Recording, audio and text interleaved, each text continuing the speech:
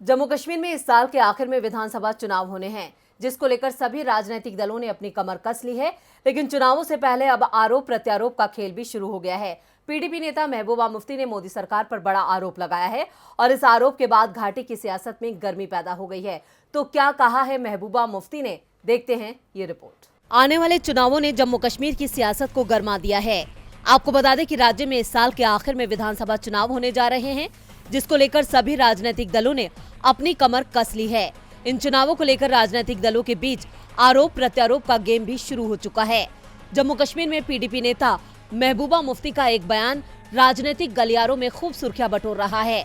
अपने इस बयान में महबूबा मुफ्ती ने मोदी सरकार पर निशाना साधा है। महबूबा ने कहा कि FAT से संचालित 300 से ज्यादा शिक्षण संस्थानों के परिचालन पर जम्मू कश्मीर सरकार के स्कूली विभाग ने रोक लगा दी है, जिसको लेकर पीडीपी नेता महबूबा मुफ्ती ने बीजेपी सरकार को कटघरे में खड़ा कर दिया है। महबूबा मुफ्ती ने ट्विटर पर लिखा कि FAT संचालित विद्यालयों पर पाबंदी का ये कदम जम्मू कश्मीर के लोगों के भविष्य को कुचलने के लिए उन पर किया गया एक और अत्याचार है। भूमि स्वामित्व, संसाधनों एवं नौकरी के बाद अब आखिरी निशाना शिक्षा है।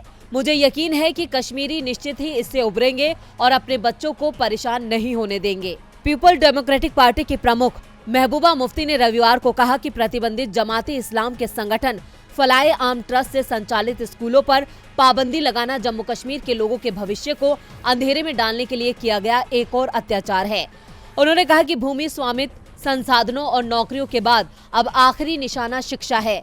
स्कूली शिक्षा सचिव के आदेश जारी होने के बाद विभिन्न जिलों के मुख्य शिक्षा अधिकारियों को FAT संचालित विद्यालयों को जिला प्रशासन के साथ विचार करने के बाद 15 दिनों के भीतर सील करने को कहा गया है।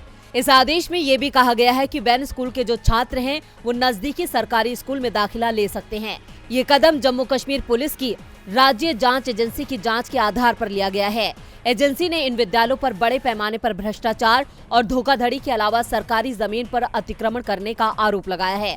अब इसको लेकर पीडीपी और बीजेपी आमने सामने है, लेकिन मौजूदा सरकार के अब तक के फैसलों से घाटी के हालात पहले से और ज्यादा बदतर हो गए हैं। ऐसे में आने वाले चुनावों में कहीं बीजेपी का यह फैसला उस पर भारी न पड़ जाए। DB लाइव की रिपोर्ट।